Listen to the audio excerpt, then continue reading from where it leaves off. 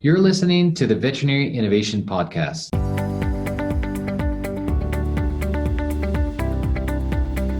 You're listening to the Veterinary Innovation Podcast. My name is Shawn Wilkie, and along with my awesome co-host, we interview the innovators in this space every week. But just before we get started this week, we want to give a shout out to our friends over at the Vet Show Group. They are hosting the second iteration of Vet Show at Home, which promises to be a great digital event. I know it's sad that we can only go to conferences digitally, but soon that should be fixed. But anyways, if you're looking for your free CE credits, March 25th to March 27th, and just head over to vetshow.com to check out them for more details and sign up for free. And with that, Ivan, over to you. Hi, I'm Ivan Zach, and I'm happy to introduce a colleague of mine, Dr. Kayleigh Foster. We're going to talk about working as a relief veterinarian, a topic very close to my experience. So, Kay is a core veterinarian at Roo. She has a DVM degree from the Ross University School of Veterinary Medicine. And despite the fact that she grew up in a small town in Pennsylvania, she attended vet school in the Caribbean. Welcome to the show, Kay, and thank you for finding the time. Thank you so much for having me. I'm excited. So, relief work is something that I have done throughout my career. I remember my experience getting into it. So, first you graduate from vet school, and everybody has their aspirations, dreams. I wanted to be a radiologist. Then I changed my mind, but I was passionate about emergency medicine, and that kind of makes sense. You show up to a clinic, you work, you get paid. And then all of a sudden, I started thinking what would look like if I did some relief work, because I heard people can do that. And my motivation was, I can control my own schedule. I can work as much as I want or as little as I want. But it was scary to move outside of the familiar environment of employment and do something on my own, because I had no idea how to be self-employed. What does that look like? What do I need to do? So how was your experience, and how did you get into doing relief work? I graduated in 2016, and right after graduation, I was in a small animal clinic doing full-time work there.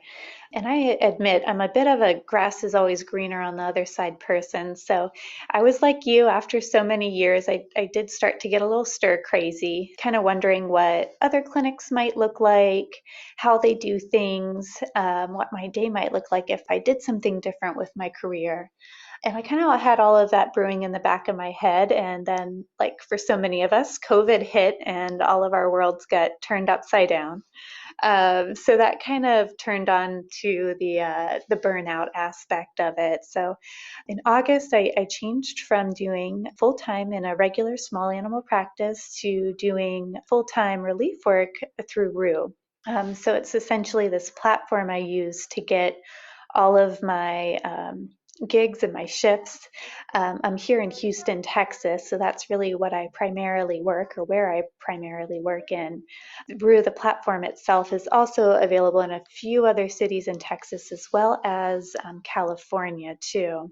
But yeah, essentially, I got into it and I realized there's a whole lot more, like you had talked about. You are essentially your own small business, and you can't do that by yourself. So it definitely involved a lot of meetings with some CPAs, some tax consultants to get things figured out, but it's not as scary as it seems. I'm stumbling through it little by little. I think I'm figuring it out.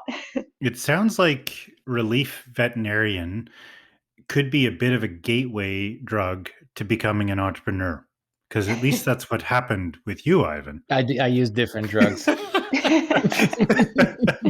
No, it's interesting. I mean, so what's that experience been like, to go from the safety of employment to being a bit of a free agent? And how do you like it? Yeah, I mean, everything's going to come with its pros and cons, right? So the pro is I get to set my own schedule. I'm at the clinic I was at, I wasn't seeing very many weekends, and I finally get to see weekends again. And I get to choose where I work and experience something new and different every day with all the different hospitals I get to be at.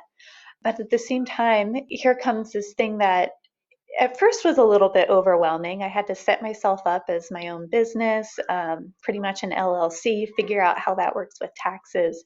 I also had a wonderful kind of group of benefits that I got full time that I lost. And so having to figure out my own health insurance and everything like that was, like I said, the struggle was real while you set it up, but in the end, it's so worth it. I feel like I'm fully in charge of my own success. I really just kind of get out there, market myself, make sure that the experience that people have with me as a relief doctor is the one that I want them to. And nobody else is in charge of that but me. And so I really, really enjoy kind of treating myself as that business, pushing myself to do my best every single day because of that. And yeah, I would agree. It definitely has opened my eyes up to kind of some business potential. And while it is a stumbling kind of learning process, once you get into it, yeah, you get a little competitive with it. I can definitely see how that would be the gateway drug. So, I love everything you said, and that was my experience. The only thing that, Shawn, I like your comparison to gateway drug to entrepreneurship, but I think it was my gateway drug to burnout. And I can see, that in the right hands, the Relief Veterinarian is an amazing tool for, us. I think I do belong to millennials still. I think I'm the first years of millennials, but the people that want to have work-life balance and control your schedule, and you're more autonomous in what you do. But what I did, I worked, it was 4 on 6 off, I think it was 4 on 12-hour shifts and then 6 days off. So instead of creating a work-life balance and adding more life, I added 6 more shifts of relief work. So I ended up working, all 10 days, and that really, really burns the candle on both ends very quickly. So I think that is very important thing to remember, that once you start doing that, you also need to have the time reserved for your proper rest, recovery, and everything else that you do. But with the taxes, I like what you said there, with the setting up and the benefits, but everything could be organized. You can find your own, benefits package. You can buy that. You have your own insurance. You can also write off a lot of stuff. So from an accounting point of view, a lot of the things that you do now, your mileage, your office supplies and things like that, now you just need to start managing it yourself. And if you have a good accounting firm that works with you, then that definitely can bring additional benefits to this type of employment. So did you find that as well, that you could kind of do those things a little more freely yourself and understand the business? All right. So yeah, it's just, I think a lot of veterinarians kind of fall into that type A personality, where we do just kind of, as far as tracking those things that can be deductible, figuring out as far as health insurance, what fits you. It's not a one size fits all. So what's going to work for you and your family if you have one best. And then as far as those expenses, just trying to stay on top of tracking what are you spending, what is your mileage. So for me, it wasn't that bad because, again, I do have that type A personality where I do kind of obsessively track everything anyway. So at least it's for a purpose at this point. Ivan, it was really interesting to see you narrow in and a light bulb go off when Kay was talking about weekends off. And it sounds like we got the explanation of why. You just decided it was a good idea to work every day, which is probably not a good way to have a good work-life balance. But Kay, let me turn it back to you and say, how have you managed that work-life balance? Hopefully a little bit more effectively than my compadre here, but how have you managed that? I feel as though my work-life balance is better now. I have seen more weekends, so I do get to kind of experience more of a little bit of a life outside the clinic. I think the good thing with Roo, the platform I'm using, is that I can choose exactly what days work and what days don't. And the way that I work with Roo is that I'm supposed to have X amount of shifts in 1 month. So if I want to spread that out throughout the month, I can. If I kind of want to cluster them together so I can maybe get a week off at the end of the month, I can do that too. And I think also kind of avoiding burnout is just making sure we're having really good days when we are at work and we are in clinic. So when I select those shifts and when I get to pick which ones I want, the website has everything written down. So I know if I'm going to be doing surgery or not. I get a general estimate of how many pets I'll be seeing that day. whether the hospital itself is more technician run. So is it high volume? Are my techs doing most of that client communication? Or is it, maybe a slower paced clinic where the veterinarian's expected to do more of that client communication? And I think it's kind of that level of transparency that really creates good days. So I can avoid burnout because I am just, you pick one that's going to fit you and that's going to give you that good day. And that really helps too. I think that's great, and that was so that kind of platform didn't exist when I was working, but I built a relationship. I was in Ontario then, and I built a relationship with about 35 hospitals in the neighborhood, and then I could pick where I work and where I don't, and also I could pick which groups I want to work with or not, because that's exactly what happens when you're hired into the hospital. You're kind of joining the environment. You don't know who works there, and then all of a sudden you sign this contract. You negotiated, you relocated, maybe even, and then you get in there and there's someone that you don't get along with, or so, like for whatever reason. And then you're stuck. And that's another contribution to burnout if you're not enjoying your workplace. This is what I loved about being locum, because you show up, you don't like someone, you never show up again. That's it. So, but one more thing that helped me a lot, and you kind of mentioned that, was the reliability on the techs. And that's where my whole appreciation about this profession comes from, that every time I would step into a new environment where I don't know anything, I would rely on the techs, because they usually know how the hospital is run, what drugs they use, almost everything. I would always say that, look, like, you guys know how you run your hospitals. If I'm going to change anesthetic drugs on you now, you're going to start being nervous, and it's out of your comfort zone. If you use these drugs, I can adapt, and I can, use whatever you guys are using. So that was my key of sort of happiness in these clinics, is just relying on all the tech support. So do you feel the same way, Kay? Oh yeah, absolutely. I rely on texts so heavily. They are they are my savior in every single day. And yeah, there's sometimes, like you said, that they know the hospital so well. I'm like, do I even need to be here? Y'all know exactly what to do for this dog with an ear infection or whatever. But absolutely, kind of having them to help you kind of figure out how to fit in at that hospital really helps to create a smoother transition when you are a relief doctor. You aren't kind of sticking out like a sore thumb. They can kind of help you fit in a little bit better. And they can usually, let you know, hey, this is how this doctor would usually do this. We usually do rechecks for this. And that way, I don't leave the hospital feeling like I just turned that hospital upside down for the day. I feel like I went in, I actually helped. I Yep. helped them kind of stick through their normal schedule. So absolutely, I definitely rely on those technicians, and I've come across a lot of really great teams. It's so interesting listening to both of you jam on about this. I've got a new concept for anybody that's just getting into veterinary Not medicine. related to your addictions again, okay? No. And this has nothing to do with you, because it's too late for you in this regard as well. So, but for all of those other people out there that are starting their veterinary career, what about shopping for the right veterinary hospital to work at by doing a bit of relief work? You can assess the team and the culture. I mean, it's not what we're talking about today, but it seems like a really interesting way to kind of find your people. Like, you could go and try this. And I don't know, have you found that, Kay, in your adventure as a relief hospital kind of person? Have you found that you're like, oh my God, I wish I just had a full-time job at this hospital or that hospital? Oh yeah, I've definitely come across them that I'm like, oh, this is great. Like, I love the way that they set up their appointments. I love this clientele. I love this team. I'm still happy with my relief work. I love getting to experience something new every single day, but absolutely. I mean, that's the good thing about doing relief work, is as long as you're in, a contract that allows you to do that. Say you are working somewhere else and you do just maybe want to do relief work part-time, you can kind of get to explore how different hospitals function, what they look like.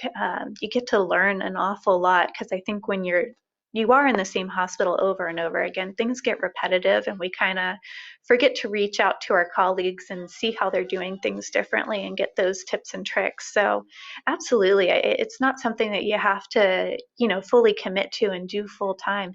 I'd say if somebody wants to explore what other hospitals look like, you could just do it part time while you do kind of look and shop around and figure out what's going to work best for you. And I also have got your business idea for you, Kay. So now that you've got all this relief work under your belt, you can do this for a little bit more, and then you'll be a great hospital optimization veterinarian because you'll have seen all the ways to do it and all the ways to not do it. Oh yeah. It's pretty interesting, it kind of shines a light on how much you can gain as a veterinarian that's doing relief work compared to just a veterinarian that's maybe in the wrong hospital that's not for you. Yeah, you get to be at, gosh, I'd say I probably go to maybe 10 to 14 different hospitals within 1 month because I'm usually doing repeat shifts there. But you really do just kind of get to pick and choose what you like out of them. And eventually, maybe someday I could kind of take that and, build upon what I found did work and kind of let go of the things where I'm like, that was a disaster. You can really learn a lot just, and some of it's such common sense stuff. Like I wasn't doing a lot of rechecks on a lot of stuff. I kind of always threw that into my clients' hands. Hey, if it's not getting better, bring it back to me. But here in Houston, or anywhere in the South, we see a lot of like allergies and chronic things. And talking to some other doctors at other hospitals, they're like, oh, I started rechecking. And once I started rechecking all these ear infections, I saw a lot more antibiotic, or a lot less, I guess, antibiotic resistance and a lot more actual full resolution. So yeah, I've learned some really good tricks of the trade, kind of jumping around, talking to a bunch of different hospitals and being in different environments. I was just going to say, would it be fair to say that you think you're a better doctor because you're doing relief work? Yeah, absolutely. Right out of graduation, I was in just one clinic, and it was a really small clinic. So while there was two doctors there, I was generally just there by myself, because the other doctor was working on other days. So it did get to a point where I feel like I kind of plateaued on learning things.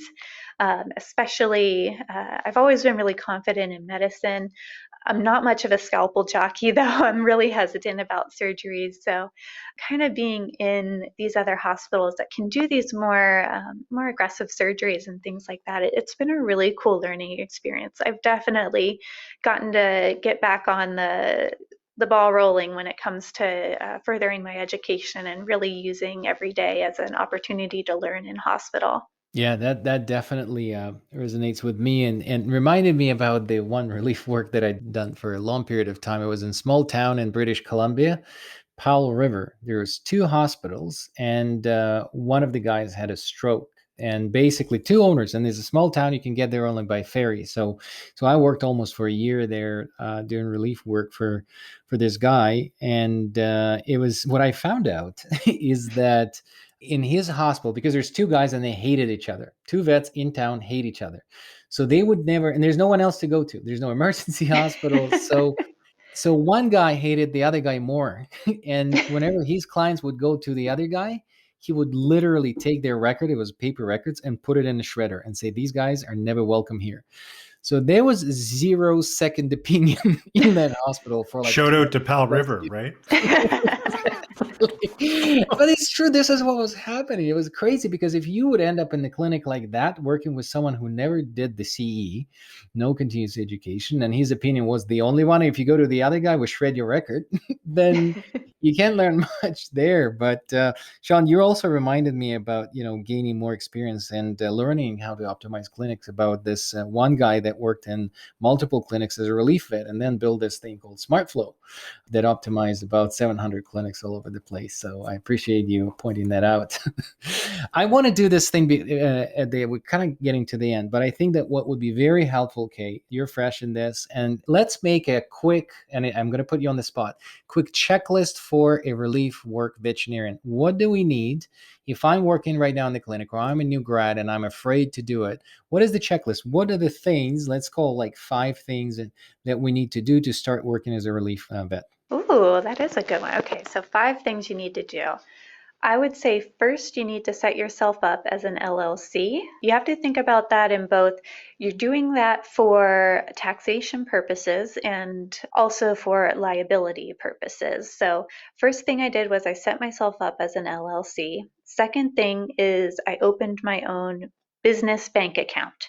Again, that's for liability purposes. So if God forbid anything happens where a relief doctor is going to be sued or anything like that, that way it's going after the business and not the actual individual. So that was probably the second thing I did.